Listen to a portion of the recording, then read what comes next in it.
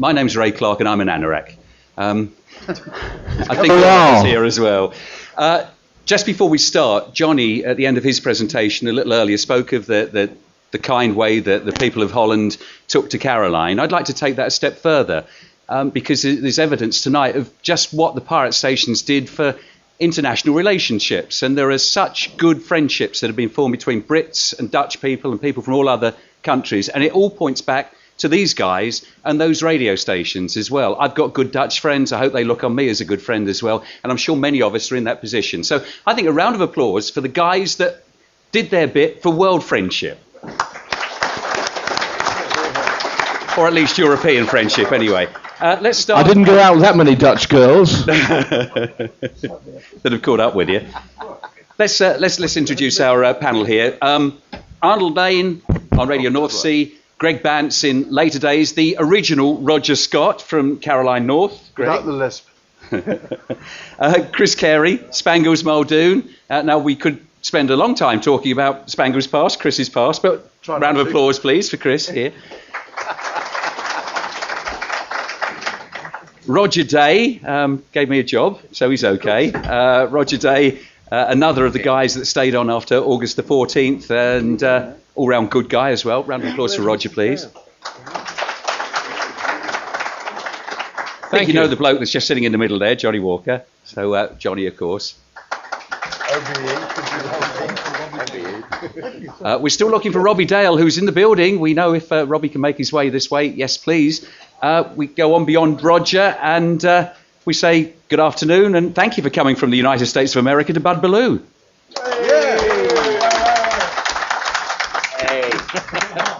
And Pat Hamilton, perhaps, to people that don't know too much about his past, but Mark Sloane at the far end. Thank you, Ray. Look, I was watching everything that happened to those stations, as were you all, and I'm sure we can all remember where we were on August the 14th. But I want to start, if I can, with Johnny here, because he spoke a little earlier in the presentation that he did when he received that award about his friends, people telling him not to go out. It must have been a real scary, scary time. And yes, for all of you guys that stayed on after August the 14th, but Johnny, we'll start with you. How close did you come to thinking, I don't know, perhaps these people are right, perhaps I shouldn't be here? Never really. Good. I mean, I did get worried about it. I told my mum and dad what was going to happen, and I was going to go in exile to live in Holland, and it might be 2 or more years before I came back to England. So that was kind of a tough moment. But they supported me. They were fantastic. Tell us just a little bit, I was going to ask Robbie, and hopefully we will when he gets here, but about those Caroline events just before you went out on that last tender and the amount of people that came to you and obviously spurred you on. Well, I've said this many times, but it's very important to put the point that for the people the DJs on board who didn't stay, they were sitting on the ship all alone out there, knowing that all the others were going to shut down, really worried about what was going to happen. None of us knew what might happen if we stayed on. You know, I thought the Navy would come out and sort of come alongside and arrest us from the ship. So nobody knew what would happen after midnight on the 14th. Robbie and I, it was just fortunate the way it worked out that we had our week's leave in London prior to the 14th. So there were events that were organised, and there was one notable one at the Ballou Ballroom in Kent, where I've never seen so many people. A queue about half a mile long outside the ballroom. It was absolutely packed. Ronan O'Reilly had spent a lot of money, so the entire inside of the ballroom, everywhere, was just nothing but flowers. It was fantastic. Procol Harum had been booked many months previously, and just by coincidence, their record was at #1 that week, White a Shade of Pale. And Robbie and I were there, and we did our DJ bit on stage, and the enthusiasm from the audience and the support they gave us, you know, to go out there and we'll be with you all the way. So for those of us who made the decision to carry on after August the 14th, we could only really do that because we knew that the listeners would support us so much through their letters, and when we met them, we just knew that we could rely on their support. So it was very much all of us together, and love was a big part of it. I mean, that was the year, the Summer of Love, 1967, and that was a big difference to me. The Radio England panel this morning was called "Is It Just a Job?"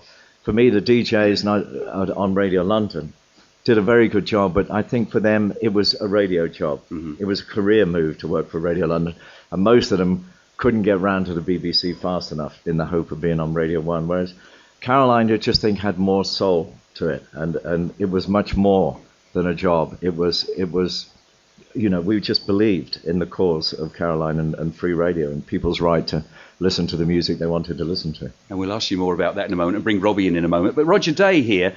Rog, you were working for Caroline before August the 14th and then suddenly disappeared, and you were back again just a few weeks later. Tell us what happened there, Roger.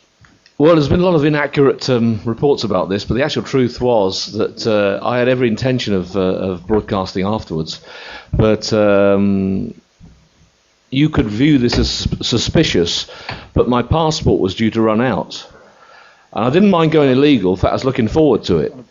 But I didn't want to go illegal without a passport. And it still hadn't arrived on the 13th of August. And dear old Dad, bless him, some of you in this room have met him, know what a lovely man he is. R.I.P. and all that, still my biggest supporter. I thought I had to go off and sort the passport situation out, which I did. But to this day, I think the government delayed that passport renewal. I've got no proof of it, but I'm a suspicious bugger.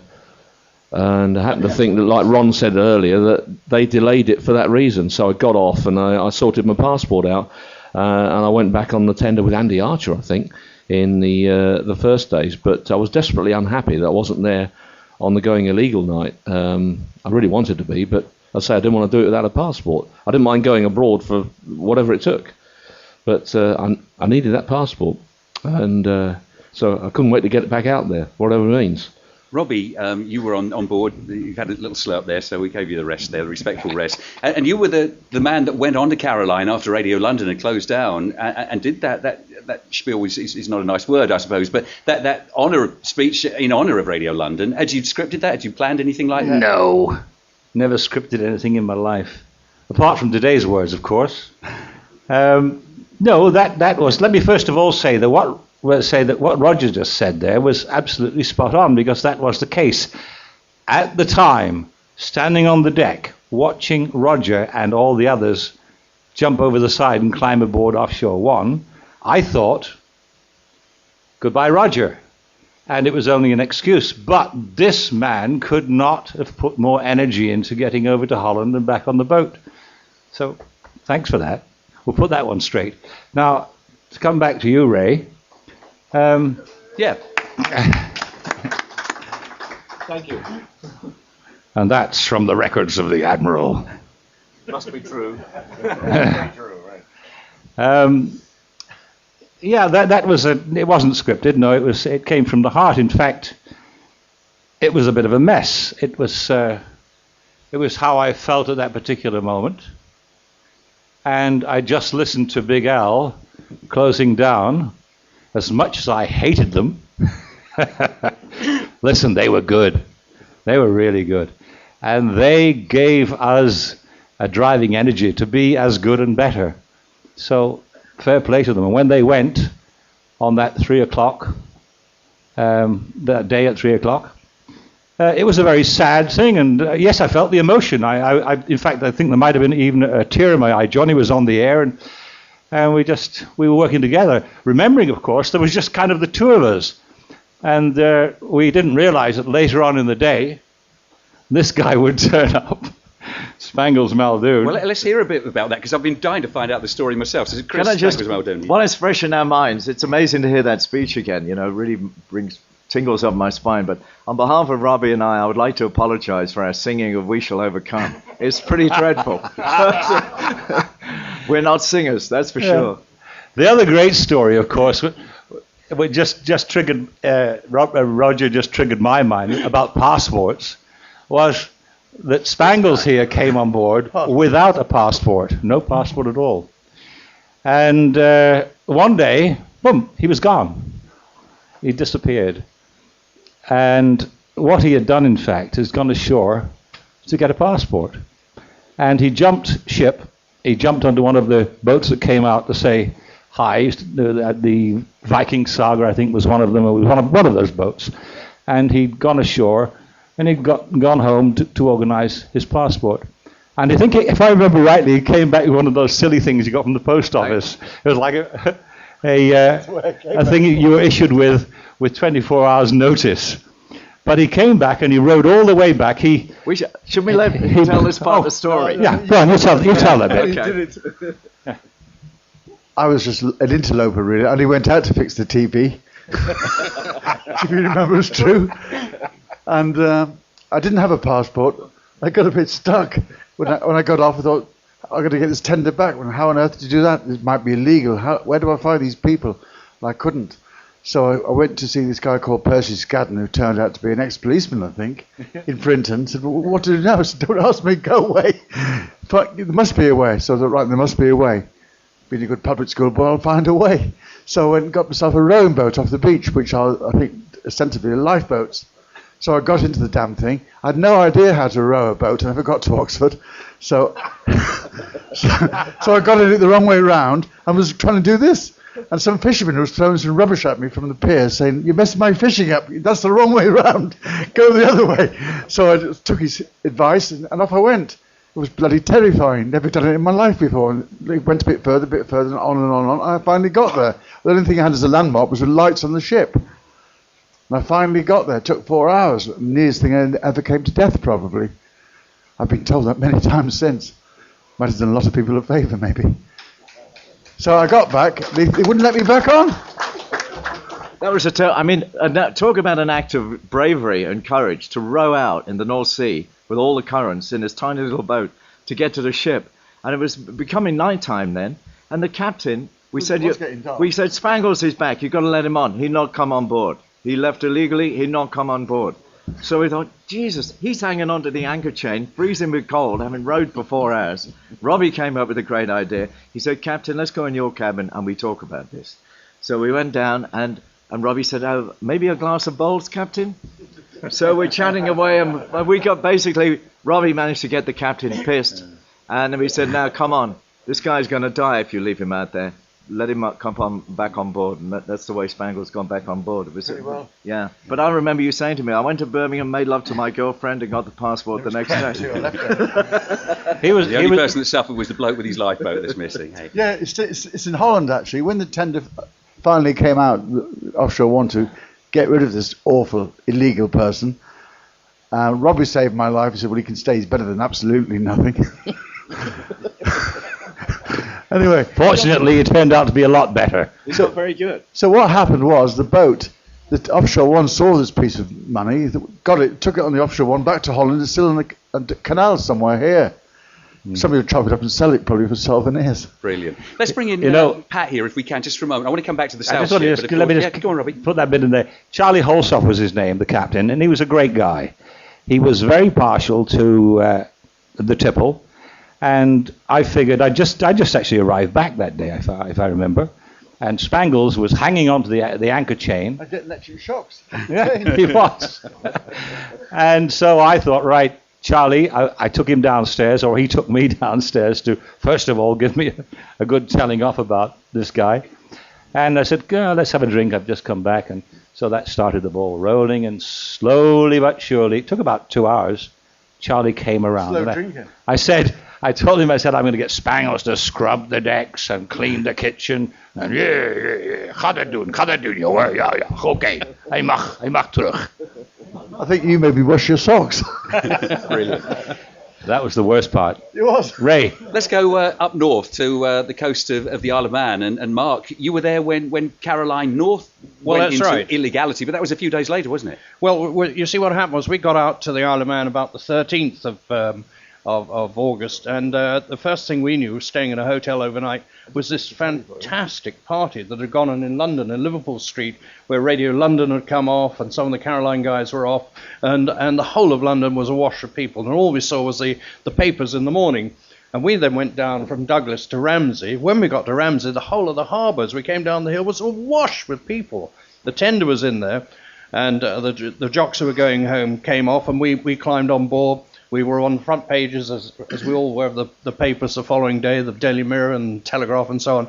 And we sailed off. Now, the Isle of Man was different because they refused to ratify the Marine Offences Bill. So we had a stay of execution for about 6 weeks, which meant that we were allowed to come backwards and forwards onto the island, which we did several times. There was a famous football match at which we played football against a Labour MP. We used him as the ball, of course, but... And anyway, the tender, Mark, sorry to interrupt, the tender from Holland or from Ireland? No, it came from the Isle of Man at that time, and the Manx people were so supportive, very much like our audience here today. They couldn't do enough for us. They wanted their radio station. It was great for tourism, and the Isle of Man were right behind us. Then, of course, the Marine Offences Bill came along. Then we changed our strategy completely. We first of all started by 9 o'clock in the morning. We would beat Harold Wilson. We wouldn't have Bull of a watch time. It was Harold, come on out, and we'll give you a jolly good sound thrashing. You know, being a naughty boy. Come on, Harold. Come on. Take it like a man now. You know, you've been very naughty and we don't like you. So we do all this nonsense. And we just had such a laugh on there. Adverts, we played games for the adverts. All the bars that we knew on the Isle of Man and the clubs and everything in Liverpool, we would promote those in the hope that when we went ashore we might get some free drinks. We weren't interested in Coca-Cola and Beecham's and all of those ads. They weren't going to do us any good. We had loads of records there, and the wonderful late Daffy Don Allen, God bless him, great guy, did so much work in making sure that Caroline North was a real force to be reckoned with after the Marine Offences Bill. It was a great radio station. Brilliant. We'll bring Greg in just a moment again. Was it true that Daffy Donner had more fingers than anybody else?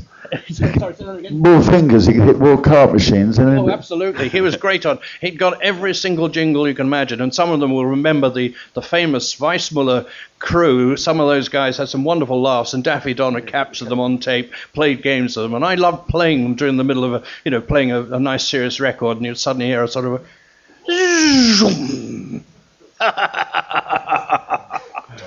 these lovely voices that Daffy Donner recorded. They were great. And they were fun days, you know. None of this nonsense, you can't do that during the middle of a record. You did anything you like, and we had a lot of fun. I think we've got a recording of Daffy Don, so now while we're talking about him, let's go back a few years.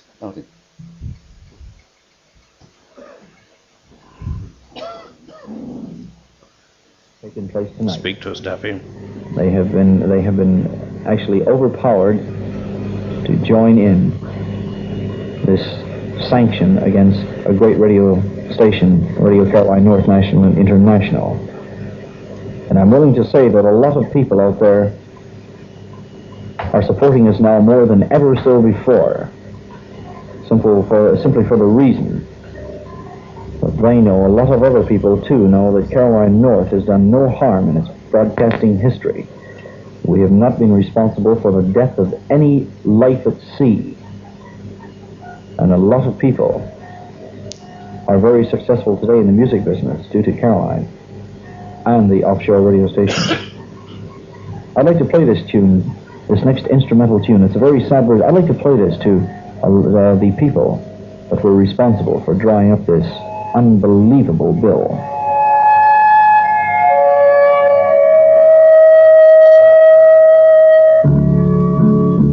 And I truly hope they hang their head in shame. Daffy Don Allen and Pat talking about Caroline North. Let's bring Bud Ballou in here, back to the south again. And this American turns up to work on the radio in the UK. What had you heard about Caroline? The first time I'd ever heard about Caroline was a newspaper article in January of, I think it was 1965, when the ship had gone on shore, broken the anchor chain. And it was a little picture on the back page of a newspaper in the States. Didn't really explain anything, but I was kind of aware of the pirate radio thing, so I became a bit intrigued. In 1966, I went over as a tourist and listened to Radio London and Caroline and Radio England, and became very interested in it. But I was in no position to do anything about it at the time. I was in college, and the next year I came back in November of 67, thinking, well, maybe I'll bring a tape with me now and we'll see what happens, only to discover that they were all gone, except for Caroline, because we really knew nothing about this in the States, the closure and all that. So I was on the tube in London, and I saw a newspaper article on the front page of the Times. It was Ronan O'Reilly, and the article said, "Pirate on verge of profitability."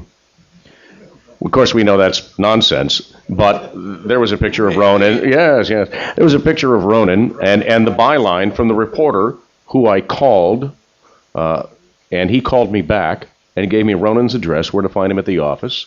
I went down there with my tape, and there was another person waiting to see Ronan at the time, and that was Andy Archer. And we both got hired that day and sent out. And of course, the money followed, obviously. Oh yes, all that money. Let's look. 40 years on, who paid for the ads? Who didn't? Was it just Major Minor? Robbie, I'm looking at you. I'll tell you something. Ronan was the absolute raving optimist. Whenever anything negative happened anywhere, Ronan would turn it right around, and with his eloquence would just make it sound so good and so positive and so young. Money. Money was always a problem with Caroline. Even in the days that Ronan was having a lot of success and selling a lot of advertising, he knew how to spend it. And he lived the life of a prince in France, as the Dutch would say. So there was never any major reserve. There was this rather beautiful office in London. Like I said, Ronan dressed very well. He had a crowd of people around him. His entourage. And so there was never any reserves, nothing in the kitty. So when Caroline ran aground, what was needed was finance, and that came in the form of Phil Solomon, who put up the money to the Weissmullers for the ship to be refitted. Had a bottom done, new transmitters, all that sort of stuff. That was Phil Solomon money. And he was still in the hole for money when the thing came to an end. So, there's a lot of bad things said about Phil Solomon, and today I would like to say just one good thing about him, is he worked very hard, and he was very positive, and he had lots of money. And he put a lot of that money into Caroline. And at some stage in his life, he thought, well, I'm going to get this out. So, when Caroline went through the Marine Broadcasting Offences Act, the only revenue that could really be relied upon was that of the dreadful payola. And it kept the ship alive. It kept us fed. There was fuel oil in the tanks. The tender was coming out. And it was all a bit on promise because the Weissmullers were not getting the money. Phil was getting the money. And he was kind of, I suppose, putting it down to getting some of the money that he'd invested into the operation earlier. And at some stage, I suppose, in his mind, he would have turned around and paid the Weissmullers. It was absolutely only days away, apparently. I mean, this is what he said to me when the ships went out and towed them in. But that was the situation, that the money was coming in through payola. I don't think that I know of any instance where a commercial was paid for of any significance. There was a few local trader ads for around the south of England, but nothing substantial. So that's the answer to that one. Cars, I can still say it. There you go. Yes. Milroy Ward Cars. I used to know the whole bloody ad off by Pat, so I did it the other day, and I can't do it now. Pass. So thanks Peacock to him. Street, Norwich. Johnny, you were there. You guys must have been getting a bit cheesed off sometimes. However much into something you are a project, however much you believe it, when you get to a Force 9, the wind's blowing, you haven't seen anybody from shore for a few weeks, you must be thinking, we're on our own now. Did you ever think of saying, off to Portland Place, here I go? No, I never, because I swore on the air I'd never worked for the BBC, and I hope that would have been true, but unfortunately the day came when I really had to. Talking of ads, we asked Ronan about that, and He said, "Oh, play what you like." So we played Kellogg's and Coca-Cola and everything else after the 14th. And these civil servants who were running from the post office, who were trying to enforce the Marine Offences Act, were running around to all these companies saying, "You're still buying ads on Radio Caroline." They said, "No, we're not. We're trying to stop them, but we don't know how to get in touch with them because you've closed down their London office." So we had a lot of fun doing that, really. There's another thing I was going to ask at the end, but let's do it now and perhaps open up everybody to join in. We'll still bring in Greg as well. If Caroline hadn't run out of steam, run out of money in March 1968, where would it have gone? Would we still have had, looking ahead, the explosion of the Dutch stations, North Sea, Veronica obviously still going, and Atlantis and Caroline still going now? I mean, where would it have taken us? We had this fantastic black DJ called Kilroy, the Ronan discovered and sent out to the ship. He was amazing. He could cue up a record with one hand and roll a joint with the other hand.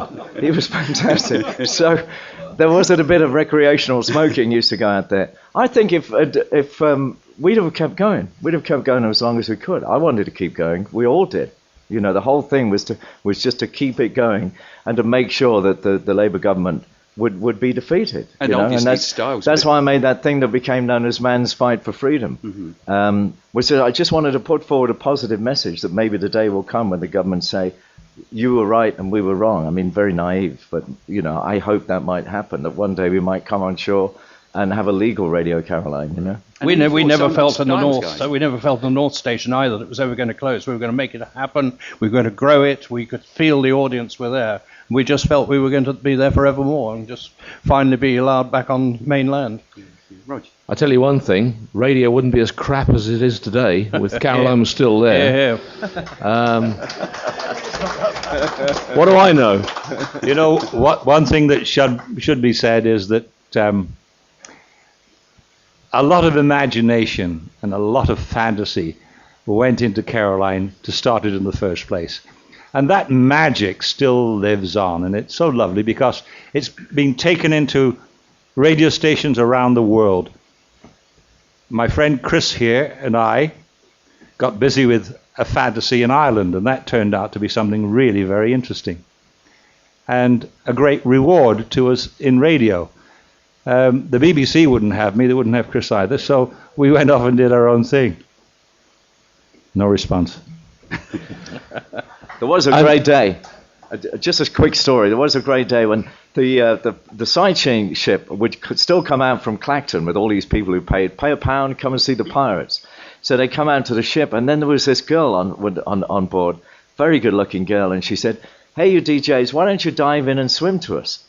So I looked at Spangles, and he looked at me, and we thought, yeah, let's do it. So we get our kit off. We got some swimming trunks on, dived overboard, and we were swimming towards this pleasure ship, and these gorgeous girls were on board. And we kept swimming, and as we got near to them, the captain of the pleasure ship would then move away. So we kept on swimming. And then I thought, I wonder how far we are from the ship. And I looked behind me, and instead of the Caroline ship behind me, it was about nearly a mile away. The current had carried us. So we tried to swim back, but the current was too strong. And I thought, shit, this is it. It's game up here. Fortunately, the guy on the sightseeing ship chucked a rope over the side. We hung on to it, and then he towed us back through the water at great speed, nearly drowning us in the process, and dropped us off near the Caroline ship. But the water had ripped off Spangles' Muldoon swimming trunks. So I'll never forget him having to climb back onto the Caroline ship with his bare ass there for all to see, with all these cameras going off on the ship. Photos must be somewhere. We were not to be outdone either, because we had swimming on the North ship as well. Once the Marine Offences Bill had been ratified by the government, we then said we were still coming ashore, and we were swimming and having pints with friends in Ramsey and all the rest of it. Of course, the following day, they got everything out. They got the Marines, the lifeboats, Caroline of danger to themselves and danger to everyone else, risk of life, etc. Of course, we'd never been anywhere. Greg joined Caroline North, sadly, just before the end. Yes, unlike the other guys on the platform here, I hadn't been on Caroline before August the 14th. I'd been working on things like 390-270 Radio Essex.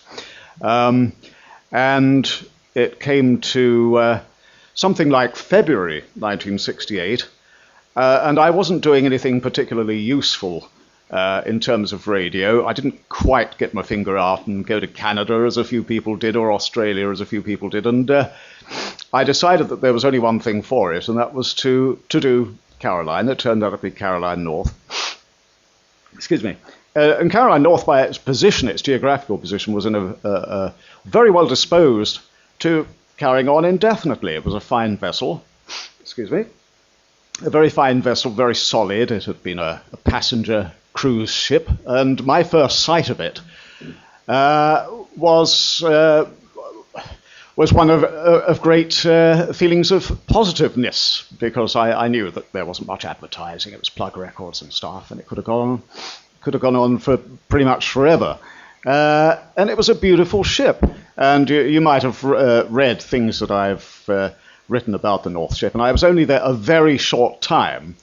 But one of the most outstanding things about it was that it had a real staircase, and that made it sheer luxury. And when I got there, the morale was fairly high. It was flagging a little, and it could have gone on and on.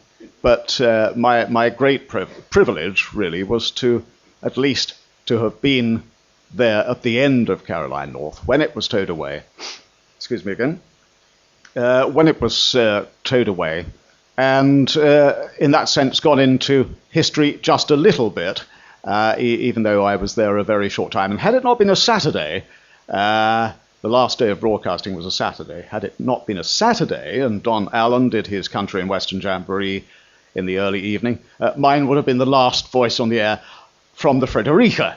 So I think, well, if it hadn't been for Don's show, I would have been the last voice to perfectly and symmetrically match either Chris Moore or Simon D, whoever had the first voice on there. But that's the big if, of course. Don was there, and bless him, yes, he is R.I.P., and he would have loved to have been here today. I know he would.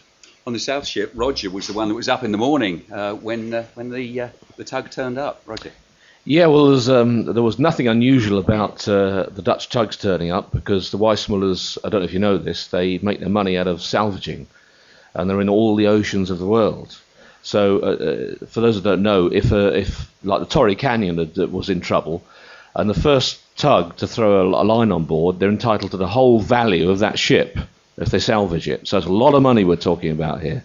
So they used to just listen to the distress frequencies and go around. So they sort of they were always passing, and it's like a social club, you know, because all the Weissmuller boys knew each other. Some of the guys that worked on the tugs also worked for us.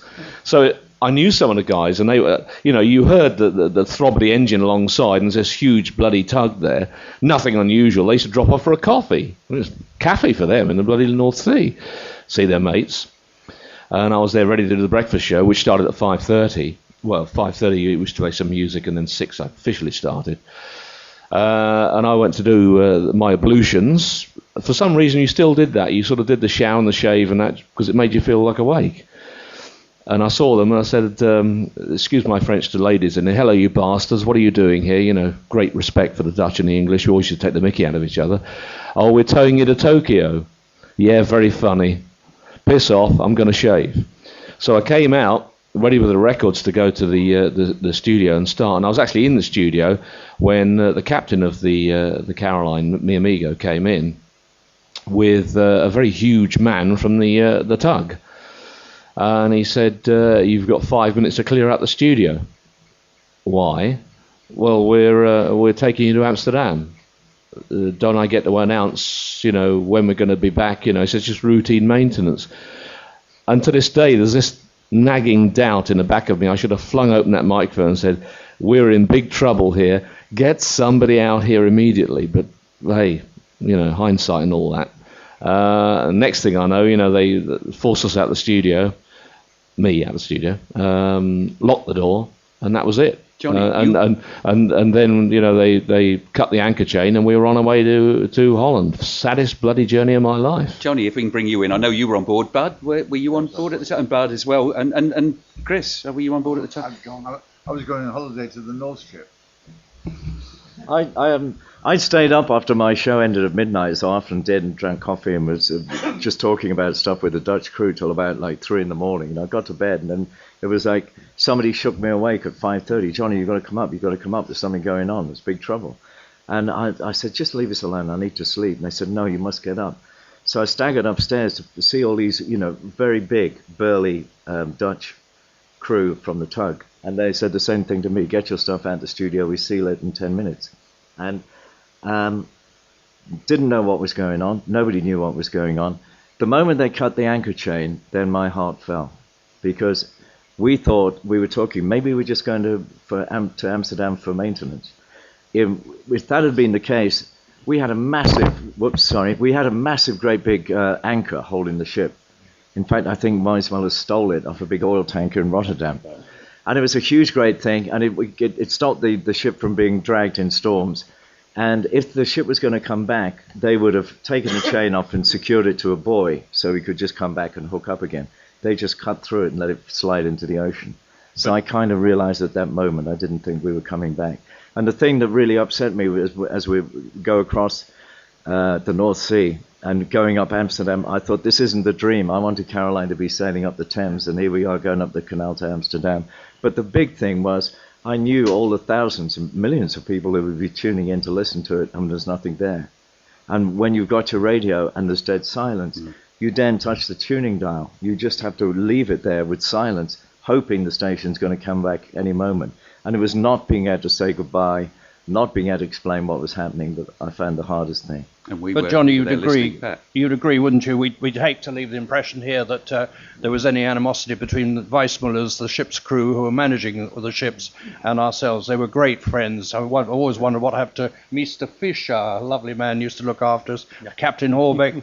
I learnt, when I did the news on Caroline South, I was asked to come to the captain's cabin on a Sunday morning. I'd read the Decca radar. I went to the cabin, and everyone was assembled there except for the jock who was on the air. He had a Bible. He read a little prayer, and he said, now what I do every Sunday morning after my prayer, I have a little glass of Geneva. What, this horrible white stuff in the glass? It's cold. It tastes nice. And think about the week that I've had and the week I'm going to have. And since that time, I have a bottle of bowls in my freezer at home, and I do that every Sunday when I'm carving the joint. It's a lovely Dutch custom, and I'm forever grateful to the nice people of Weissmuller who make Caroline such a nice place to live. Robbie, I want to bring you in just a second just to find out what happened next. But from Bud's perspective, he was a Yank over here in Europe.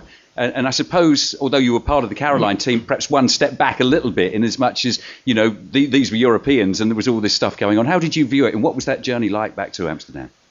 Well, it was obvious, as Johnny said, that it was the end when they cut the chain and there was no buoy to hold the chain up. So it was over, and we pretty much knew that.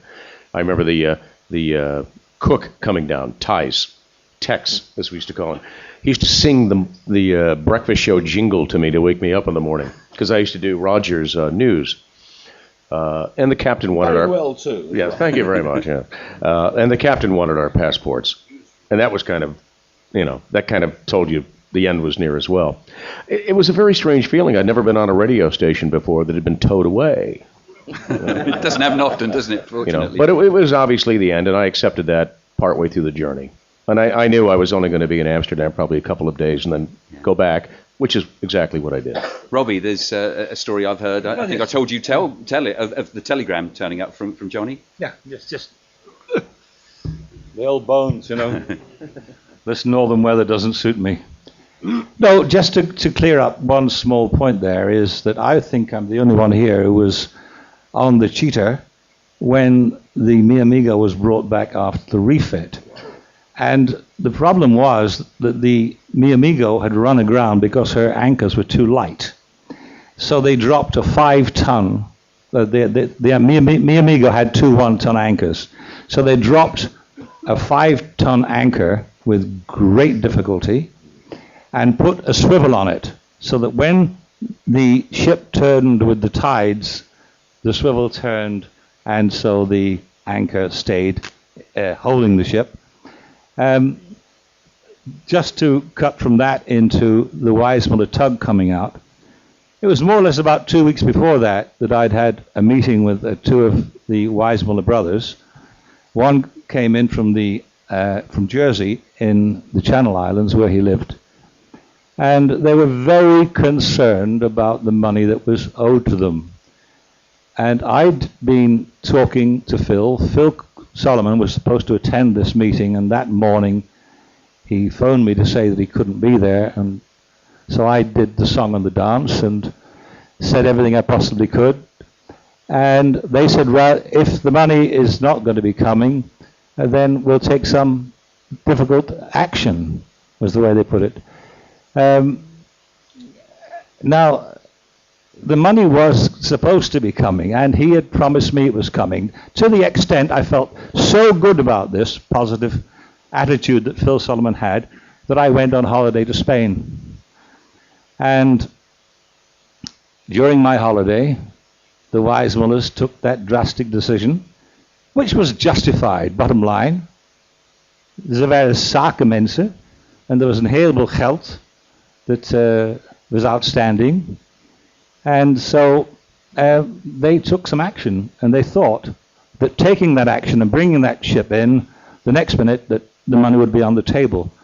But Phil's attitude was, and he told me later, was they acted impetuously, and I had the money and I'm going to keep it. The telegram arrived from Johnny here, and it was a bit of a shock for me. He was supposed to join me and Stella down in Spain for a holiday, and the telegram came, can't join you, Carol has gone. And that is what it said. I still have it. It's one of my favorite keepsakes. Let's try and take the story on a little further. There were stories that Caroline would come back from the 270 ship. Anybody involved? What went on? Afraid so. I was warned that to be ready. I was living in a place in North London, Irish area. What's that called? Near Kilburn. Kilburn. That's around that sort of area. And I was told to expect a call to go to Scarborough, I think it was, to get on the boat. I thought, well, it must be only 270. And Jimmy Hoolan, that was.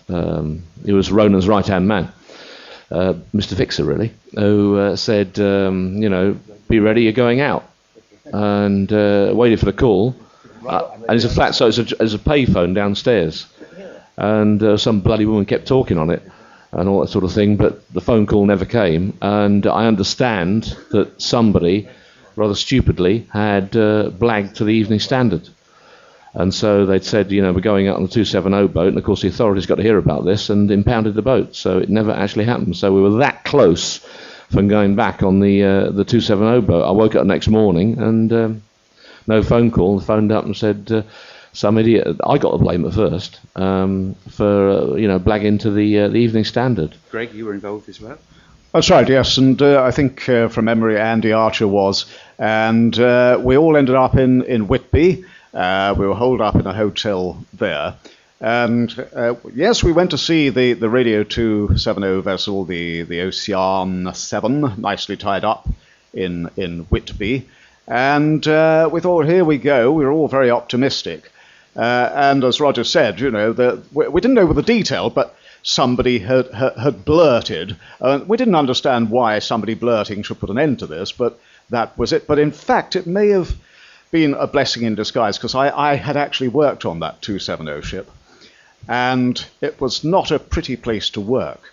You would have had to have been very dedicated indeed to continue from the Ocean 7. It was unfeasibly small.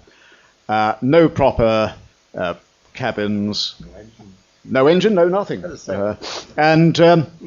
So unfortunately it was a journey in vain to Whitby, but it got the excitement up, and the fate of the 270 ship, of course, I think it was sold back to a herring fishing company or something like that. Okay, well, we're at the sad end, really, of the first chapter, or one of the first chapters. There are so many first chapters, and the story continues. But what happened next, as far as these guys are concerned, and we know the answer in one or two cases, though we'll get it confirmed from them in a moment. But Pat, what did you do after the end of Caroline? Well, I don't think it's generally known, but when I came back on shore, I went to Dublin, and then I travelled under the name of my oldest school chum to London. And I was in my local pub with some chums, and the man sidled up to me and said, "I'm from the Daily Mirror. Are you intending to go back on Caroline? If so, this police officer over here would be very interested, because they think they want to make an example of one or two people who should know better." So, of course, I didn't go back. dear old Martin Kane ran my show for another 6 months, the Mark Sloane show, while he was on there, and I never went back. So basically, I then jumped ship and went into working in an ad agency where I specialised in shipping, and I'm still doing that now, and I'm very well known over here because I handle the press and public relations for the Royal Ned Lloyd Group. So I've been in Holland a long time. Huey, Bud? Sorry? What happened after the end of I Caroline? just went back to the States, and within 1 week being back, I was working full-time at a station in Syracuse, New York. Roger.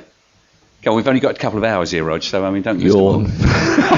Well, I did a very short, unhappy stay at Radio Luxembourg, which I thought was going to be the dream, but it was crap, basically.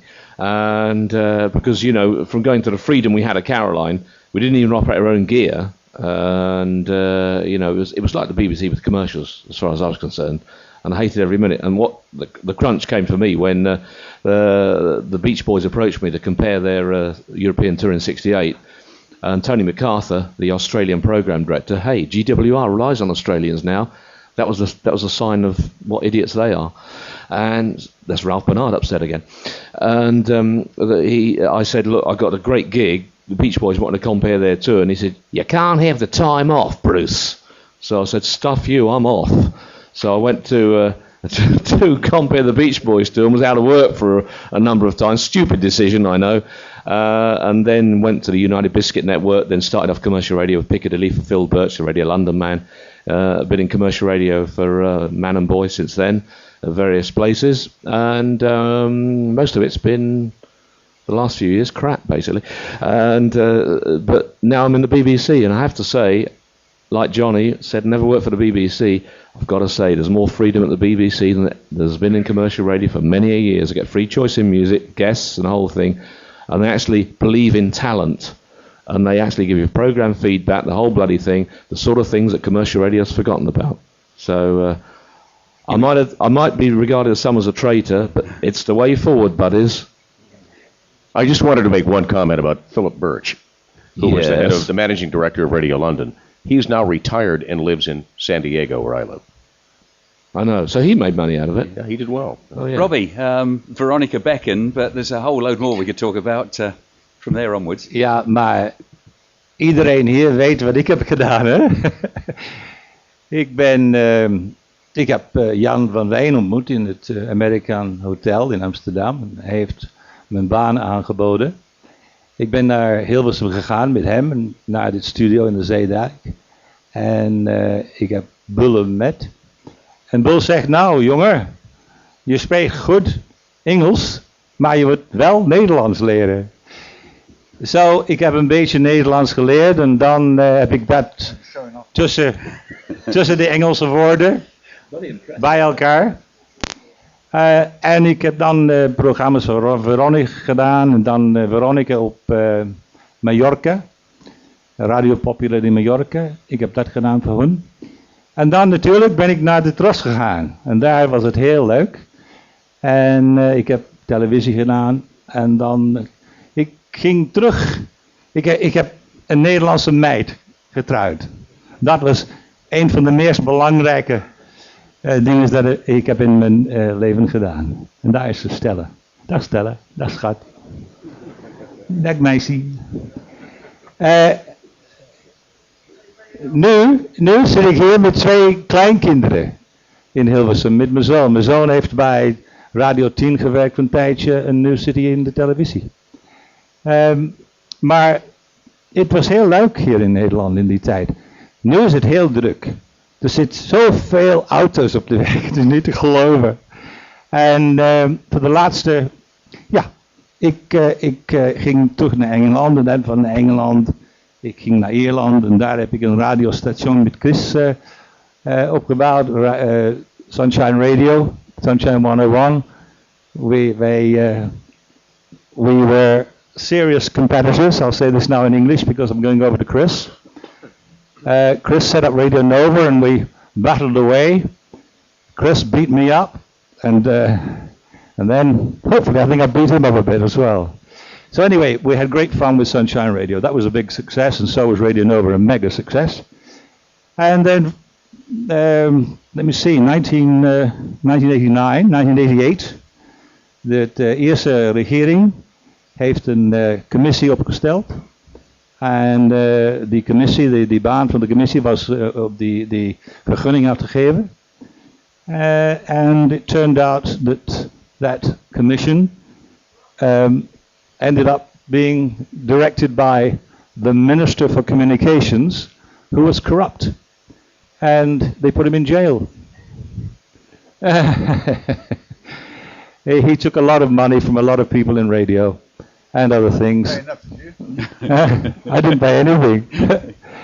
I thought he was going to give me a license for love. So then Stella and I went off to the Canary Islands, where I am now. I'm now in the hotel business, and it's been good to me. I had to make money some stage in my life. I couldn't always be a disc jockey. So there we are. That's my life story in a nutshell. And that's where I am. I'm in the Canaries in Lanzarote. The website is www.sanfranciscopark.com, and we've got great accommodation. Sun, sea, sand, and beautiful girls. Hot for a dumber, Robbie. We'll give Johnny his chance to plug the book in just a moment. Let's just quickly go to Chris, if we can here. Chris, an adventurous life to follow, but what are you doing now? Because we've only got sort of... More that than this. Not a lot. I suppose my biggest claim to fame was changing the silly hand signals at Luxembourg to... I was only there a couple of 2.5 years. But when I first got there, you had to point to get something to happen, cut your throat to get the microphone off, which I thought was bizarre. So I finally convinced them and the unions it was far better. These technician guys learned a proper industry, like repair the damned equipment, stop playing our fools. So then they let me try self-hot for 2 days. Then a month later we were still doing it, and I think we did it right to the very end. The Germans did it, the French, the whole lot did it, so I changed something. I was lucky, really. I also had a bit of luck with your FilmNet. Do you remember, did you have a program called FilmNet here, television station? FilmNet. Does nobody know what FilmNet is? A television satellite cable company? They didn't have a terribly good encryption system. Made me a multi-millionaire anyway. I got a bit too clever. And did North Sea, that was a bit of fun, which was off this coast. I brought, with Peter Chicago, maybe here somewhere, we revived the Caroline for the last time, really, when it went to sea, the Mi Amiga. A fabulous boat, really. Put it back on, much to a few people's annoyance. Helped put Radio Veronica back on when it went on the beach, you may remember that. We lent them our ship. We're a bit impoverished to their lovely conditions, but they all put up with it, and it all went well. We got a few quid for it, kept it going for another few months. I don't know what else I do. I have a silly internet radio station, a broom-covered radio station, which I'm not terribly proud of. I think music should be for the moment, not scheduled by a piece of sand. I could run forever. Chris Carey. Thank you, Chris. And just before we go to Johnny, Greg.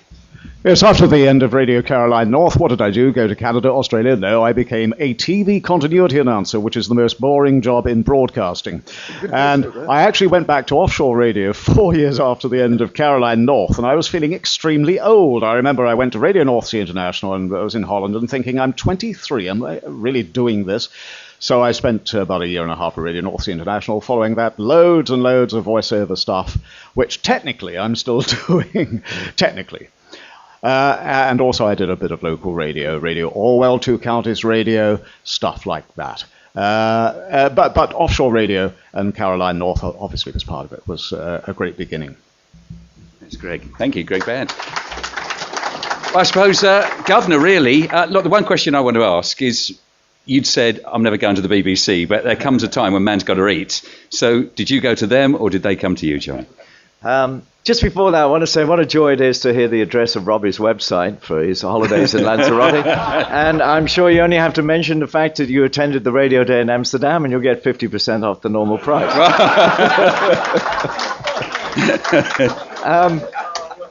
He's already agreed to subsidise you. After Caroline, after the Mi Amigo got to Amsterdam, I stuck around for a few days trying to figure out what was going on, sent the telegram to Robbie, hoped it would come back. When it became obvious it didn't, I went back to England and was taken aside by an immigration officer who accused me of working on Radio Caroline. And so I really thought I was in the soup. And then finally he said, "You are a DJ from Caroline, aren't you?" And I said, "Yeah, I am." He said, "I wonder if you could just sign this for my daughter." So then I drove trucks for a year. I enrolled with a driver's agency because I didn't want to go to the BBC. And I remember one day I was delivering a load of 8-track stereos to a place next to Radio Luxembourg. And I was driving down Wood Lane and the BBC TV centre is there. And there's a honking of a horn behind me, and this E-Type came roaring past with the hood down, with Simon D inside it, waving to all the guys, and he was like the hot guy of the moment. And I thought, his whole shtick was he was the first DJ on Radio Caroline. I was one of the last. He's in a Jaguar E-Type with a hit TV show, and I'm driving this truck delivering 8 tracks. I went wrong somewhere. But after a year, somebody suggested to me, I used to hang around Atlantic Records office, and a guy called Clive Selwood worked for Elektra Records, and he said, "Johnny, if you're going to go on the radio, you're going to have to swallow your pride and go to the BBC. Do you want me to mention it?" So I said, yeah, okay. So he came back the next day and said they're interested and they'd like to meet you.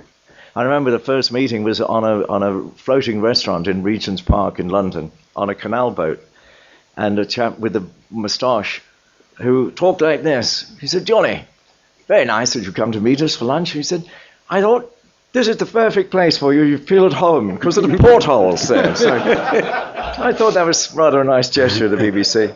And I had a very good time on Radio 1 for 7 years and then went to America. Brilliant. Thank you for inviting me, Martin. How good is this? My heroes. Look, all of them, ladies and gentlemen. And can I say that this man, Ray, works for BBC Radio Essex, and good on Radio Essex for this year recreating a week of pirate radio on board the lightship, and they did a great job. Bravo! Have we got time for a few questions, Martin? Yeah, questions. Any questions? There they are. Look, heroes, every one of them, for goodness sake. Oh, question. No, you're not supposed to have a question from the panel. It's from the audience. Go on. Yeah, please go. No, hold on just a moment. We're trying to get Pat here. He wants to say something. His microphone's not working. So try again, Pat. Oh, no, shout. Bruce, wherever you are, he asked the question, did we have chickens on Radio Caroline? I've just made a phone call, and we did indeed have chickens on Radio Caroline North. They were in a cage at the back of the stern of the ship. But that was beginning of 1966. I'm told they were last seen heading down the North Sea because someone left the cage door open. Just in case you couldn't hear that, there were chickens on the Caroline North ship. We've got a bit of microphone problem here, but any other questions? The gentleman at the back there.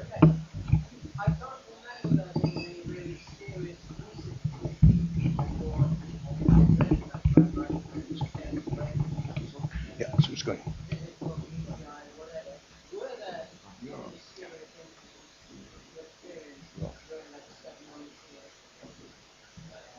There was one other tug that arrived late one night with Jimmy Houlihan, who was Mr. Strongman for Ronan O'Reilly, really. But he arrived with about 10 of his mates, and they all got on board. And this was about 8 o'clock at night. I said, "Jimmy, what's going on?" He said, "We thought we'd just come out here and pay you a visit." And then we gradually, they weren't saying too much, but we found out that there was a rumor going around we were going to be raided that night. I remember it was a really foggy night. And they picked up the rumor, so Jimmy got 10 of his strong mates, and they came out to protect us. So we went around the ship putting up pieces of paper with arrows saying, "Transmitter this way." And if you followed the arrows, you ended up in the gents' toilet. So that was kind of a worrying thing. And the other worrying things was the weather. Sometimes the gales would blow for about 3 days, and they used to put metal shutters up over the portholes.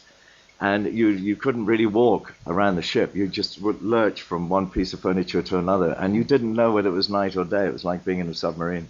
Those times were pretty tough. As well, I'll add to that, and I'm sure Johnny will remember this as well. It must have slipped his mind. I can't remember his name. He was the man that had the radio station or occupied one of the towers and called it Sealand. Roy Bates. Yeah. Roy Bates went circling around the Mi Amigo for about 2 days. He used to go away and then come back, and he would have a shotgun over his shoulder, and he would shout things like, "I'm going to take over." But we put it down to a touch of eccentricity. Chris, I think, just here.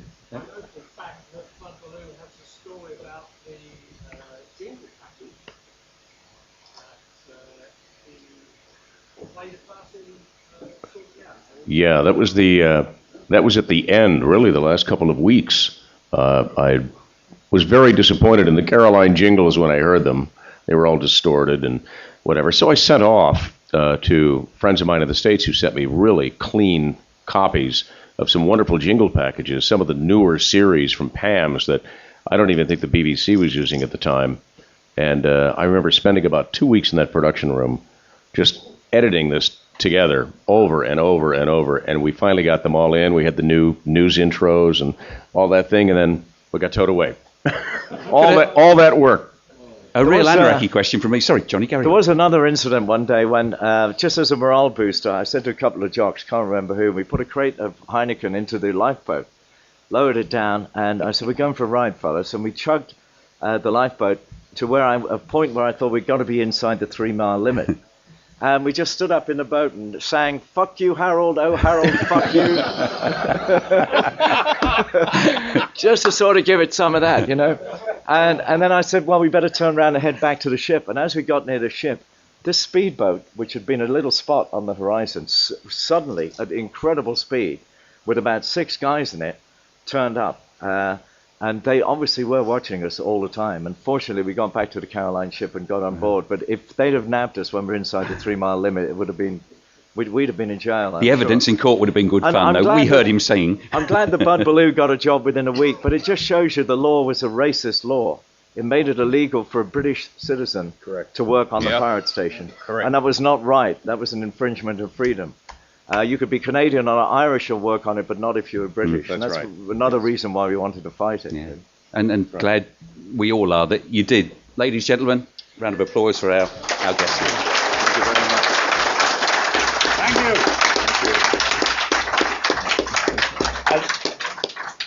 And thank you all for coming, from us to you. Yes, thank you.